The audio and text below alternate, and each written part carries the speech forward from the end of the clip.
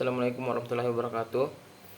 Perkenalkan, nama saya Fadil Disha Putra dengan NIM 43224050 dari kelas 1C TKI.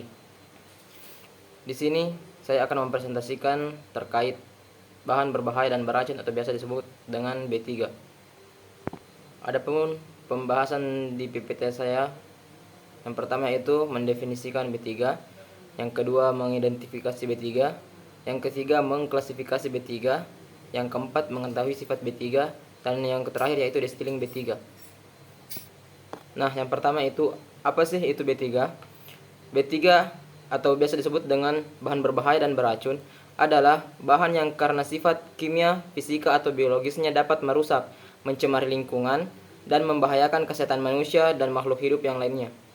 Selanjutnya itu identifikasi B3. Yang dimana identifikasi B3 ini terbagi dari beberapa bagian. Yang pertama itu nama dan identitas bahan. Yang kedua, label dan simbol bahaya. Ketiga, lembar data keselamatan bahan atau biasa disebut dengan MSDS. Yang keempat yaitu klasifikasi berdasarkan bahayanya. Yang kelima, kode dan daftar B3 yang diatur. Dan yang terakhir yaitu sifat fisik kimia bahan. Adapun tujuan dari identifikasi bahan diantaranya yang pertama itu mencegah kecelakaan kerja. Yang kedua, menentukan cara penyimpanan dan transportasi. Yang ketiga, mengetahui cara penanggulangan saat terjadi tumpahan atau paparan. Dan yang terakhir yaitu memenuhi regulasi keselamatan dan lingkungan. Nah, adapun dasar hukum B3. Dasar hukum B3 ini diatur dalam Undang-Undang Nomor 32/2009, Peraturan Pemerintah Nomor 74/2001, Peraturan Pemerintah Nomor 101/2014, dan Permen LHK yang mengatur pengelolaan bahan dan limbah berbahaya agar tidak mencemari lingkungan atau membahayakan kesehatan. Adapun selanjutnya itu klasifikasi B3. Terdiri dari beberapa bagian. Yang pertama itu nama bahan. Dalam identifikasi bahaya bahan kimia perlu diketahui nama pada label produk atau nama lain atau sinonimnya yang telah diketahui. Yang kedua yaitu kondisi fisik. Informasi minum yang dibutuhkan adalah tampilan atau bentuk, warna, dan bau. Yang ketiga yaitu informasi toksikologi atau gejala paparan, efek langsung, tertunda, dan kronis. Tingkat toksisitas, nilai ambang batas, serta jalur masuk saat berbahaya ke dalam tubuh, saluran makanan, pernapasan, ataupun absorpsi. Yang keempat yaitu nilai karakteristik fisik. Informasi tentang pengaruhnya terhadap kondisi sekitarnya dan menunjukkan batas atau saat material tersebut bisa berubah bentuk, yang dimana terdiri dari tekanan uap, viskositas, densitas uap, titik beku, spesifik gravity, dan kelarutan dalam air. Yang kelima itu ada stabilitas dan reaktivitas bahan. Dalam menata atau menyusun bahan kimia, perlu diperhatikan bahan yang dapat bereaksi atau yang disebut incompatible. Maka dari itu, perlu diketahui informasi mengenai bahan apa saja yang tidak cocok atau incompatible untuk ditempatkan secara bersamaan dengan bahan tersebut. Dan yang keenam yaitu bahaya kebakaran. Yang pertama itu titik nyala, yaitu suhu terendah di mana uap zat dapat dinyalakan. Dan yang kedua yaitu konsentrasi mudah terbakar, yaitu daerah konsentrasi uap gas dapat dinyalakan. 7 itu tipe pemadaman kebakaran, yang dimana pembagian atau pengklasifikasian kebakaran yang berlaku di Indonesia mengacu kepada regulasi Peraturan Menteri Tenaga Kerja dan Transmigrasi Nomor Peraturan 04/Men/1980 tentang syarat-syarat pemasangan dan pemeliharaan alat pemadam api ringan atau biasa disebut dengan APAR. Peraturan ini menjelaskan tentang penggolongan kebakaran menjadi 4 jenis atau golongan, yaitu golongan A, yaitu kebakaran bahan padat kecuali logam. Golongan B, yaitu kebakaran bahan cair atau gas yang mudah terbakar. Golongan C, kebakaran instalasi listrik bertegangan. Dan golongan D yaitu kebakaran logam. Dan yang kedelapan yaitu alat pelindung diri. Fungsi utama alat pelindung diri atau APD adalah mengisolasi sebagian atau seluruh tubuh dari potensi bahaya di tempat kerja. Jenis APD yang umum meliputi alat pelindung kepala, alat pelindung mata dan muka, alat pelindung telinga, alat pelindung pernapasan, alat pelindung tangan, alat pelindung kaki, dan pakaian pelindung. Nah, selanjutnya itu dampak B3. Adapun dampak B3 terhadap manusia diantaranya biasanya itu terjadi luka bakar, iritasi, gangguan organ dalam, kanker, atau bahkan menyebabkan kematian. Dan yang kedua itu dampak B3 terhadap lingkungan, yang biasanya terjadi pencemaran air, pencemaran tanah, pencemaran udara, membunuh organisme tanah atau air, dan mengganggu ekosistem. Selanjutnya yaitu distilling B3. Adapun tujuan distilling B3 yaitu yang pertama memastikan bahan berbahaya dikenali dan dipisahkan dari bahan biasa. Yang kedua, mencegah pencampuran limbah B3 dan non B3. Yang ketiga, menentukan metode penanganan yang sesuai, misalnya daur ulang, insinerasi, atau pengolahan khusus. Dan yang terakhir yaitu memenuhi persyaratan regulasi seperti Peraturan Pemerintah Nomor 74 Tahun 2001 dan Permen LHK Nomor P4 LHK Setjen Kum 1 1 2020. Dan adapun langkah-langkah umum distilling atau pemilahan B3, yaitu yang pertama identifikasi. Di mana identifikasi ini kita itu memeriksa label atau SDS atau MSDS-nya, nomor CAS-nya, dan sifat bahannya. Yang kedua itu pencatatan, yang dimana kita mendata bahan berdasarkan jenis, volume, sumber, dan klasifikasi bahayanya. Yang ketiga yaitu pemisahan, yang dimana kita memilah B3 dari bahan lainnya, misalnya memisahkan limbah pelarut dari air limbah domestik. Yang keempat yaitu klasifikasi, yang dimana kita menentukan jenis bahaya seperti korosif, toksik, reaktif, mudah terbakar, dan lain-lain. Dan yang terakhir yaitu labeling atau penyimpanan terpisah, yang dimana kita memberi label B3 sesuai simbol GHS dan menyimpannya di tempat khusus. Dan adapun studi kasusnya, contohnya itu kebocoran limbah B3 di pabrik tekstil, yang dimana terjadi di Kabupaten Bandung, Jawa Barat, tepatnya di industri tekstil tahun 2021, yang dimana bahan B3 yaitu zat pewarna sintesis NaOH, HCl, logam berat, kuprum atau kromium. Yang dimana kronologi kasusnya, pabrik tekstil membuang air limbah ke sungai tanpa melalui proses pengolahan limbah B3 atau IPAL. Limbah mengandung bahan pewarna berbahaya dan logam berat yang beracun bagi makhluk hidup. Air sungai berubah warna dan menyebabkan matinya ikan, kerusakan lahan pertanian, serta gangguan kulit pada masyarakat sekitar.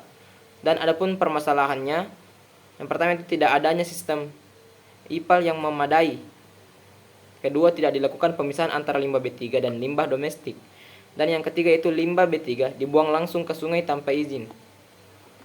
Dan adapun dampaknya, itu menyebabkan kerusakan ekosistem perairan, meningkatnya kasus penyakit kulit dan gangguan pernapasan warga, dan sanksi administratif dan denda bagi perusahaan. Dan adapun tindakan korektif yang dilakukan, pemerintah daerah memaksa perusahaan membangun IPAL dan menyediakan tempat penyimpanan sementara limbah B3 atau TPS B3. Yang kedua itu monitoring kualitas air dilakukan oleh Dinas Lingkungan Hidup atau DLH. Dan yang terakhir, penerapan pelabelan dan pelaporan limbah B3 wajib dilakukan setiap bulan. Nah, biasanya itu ada pertanyaan yang muncul. Apakah B3 dan limbah B3 itu sama? Nah, B3 dan limbah B3 itu tentu berbeda, yang dimana B3 atau bahan berbahaya dan beracun adalah bahan yang masih digunakan dalam suatu proses, produksi, penelitian, dan sebagainya, dan memiliki sifat berbahaya dan beracun, contohnya aseton, formalin, dan asam sulfat. Dan adapun limbah B3 itu adalah sisa dari penggunaan B3 atau buangan dari suatu kegiatan yang mengandung B3 dan sudah tidak digunakan. Contohnya oli bekas, limbah cat, dan limbah laboratorium. Adapun sumber limbah B3, Peraturan Pemerintah 22/2021 ayat 3, yang dimana yang pertama itu limbah B3 dari sumber tidak spesifik. Yang kedua, limbah B3 dari B3 kadaluarsa, B3 yang tumpah, B3 yang tidak memahami spesifikasi tidak memenuhi produk yang akan dibuang, dan bekas kemasan B3. Dan yang terakhir itu limbah B3 dari sumber spesifik atau umum dan khusus. Nah, selanjutnya itu limbah B3 dari sumber tidak spesifik. Tabel 1 lampiran 9 Peraturan Pemerintah 22/2021. Yang pertama itu limbah B3 dari sumber tidak spesifik merupakan limbah B3 yang pada umumnya bukan berasal dari proses utamanya, tetapi berasal dari kegiatan antara lain pemeliharaan atau pencucian, pencegahan korosi atau inhibitor korosi, pelarutan kerak, dan pengemasan. Contohnya yang pertama yaitu bangunan atau gedung pabrik atau kantor, lampu TL, sampah B3, kaleng cat, limbah infektius jika di perusahaan juga ada klinik kesehatan. Dan yang kedua yaitu kegiatan transportasi, contohnya oli bekas dan isu bekas. Nah, adapun karakteristik limbah B3, yang pertama itu mudah meledak, yang dimana limbah ini dapat meledak dengan mudah jika terkena panas, tekanan, ataupun kejutan. Yang kedua yaitu bersifat korosif, yang dimana limbah ini dapat merusak bahan-bahan lain yang bersentuhan dengannya seperti logam. Dan yang ketiga yaitu reaktif, yang dimana limbah ini dapat bereaksi dengan bahan lain secara tidak terkendali, menghasilkan gas, panas, atau zat berbahaya yang lainnya. Yang keempat yaitu mudah menyala atau ignitable, yang dimana limbah ini mudah terbakar atau menyala. Yang kelima yaitu infeksius, yang dimana limbah ini mengandung mikroorganisme patogen atau penyakit yang dapat menyebabkan infeksi. Dan yang keenam yaitu beracun atau toksik, yang dimana limbah ini mengandung zat kimia berbahaya yang dapat menyebabkan keracunan. Adapun limbah berdasarkan kategori dan resikonya. Limbah B3 dikategorikan berdasarkan dampaknya terhadap kesehatan manusia dan lingkungan. Kategori pertama memiliki dampak langsung dan cepat, sedangkan kategori kedua memiliki dampak tidak langsung dan jangka panjang. Limbah B3 kategori yang pertama contohnya asam, basa, garam, kimia B3, PCBS, dan limbah B3 kategori kedua contohnya itu steel slag, copper slag, karbon aktif bekas, aki bekas, dan filter bebas. Adapun pengemasan limbah B3, yang dimana syarat kemasannya itu yang pertama terbuat dari bahan yang dapat mengemas limbah B3 sesuai dengan karakteristik limbah B3 yang akan disimpan. Yang kedua, mampu mengungkung limbah B3 untuk tetap berada dalam kemasan. Yang ketiga yaitu memiliki penutup yang kuat untuk mencegah terjadinya tumpahan saat dilakukan penyimpanan, pemindahan, atau pengangkutan. Dan yang terakhir itu berada dalam kondisi baik, tidak bocor, tidak berkarat, dan tidak rusak. Label limbah B3 paling sedikit memuat keterangan mengenai nama limbah B3, identitas penghasil limbah B3, tanggal dihasilkannya limbah B3, dan tanggal pengemasan limbah B3. Dan pemberian simbol label limbah B3 disesuaikan dengan karakteristik limbah B3. Adapun waktu penyimpanan limbah B3, yang pertama itu 90 hari sejak limbah B3 dihasilkan untuk limbah B3 yang dihasilkan sebesar 50 kg per hari atau lebih.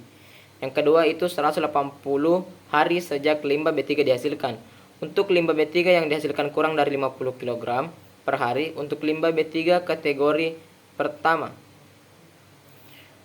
Yang ketiga yaitu 365 hari sejak limbah B3 dihasilkan untuk limbah B3 yang dihasilkan kurang dari 50 kg per hari untuk limbah kategori kedua dari sumber tidak spesifik dan sumber spesifik umum. Dan yang terakhir yaitu 365 hari sejak limbah B3 dihasilkan untuk limbah B3 kategori kedua dari sumber spesifik khusus. Nah, adapun kesimpulan dari PPT saya ini yaitu limbah B3 adalah limbah yang mengandung bahan berbahaya dan beracun yang dapat merusak lingkungan dan membahayakan kesehatan. Pengelolaannya harus dilakukan secara hati-hati dan sesuai peraturan untuk mencegah dampak negatif.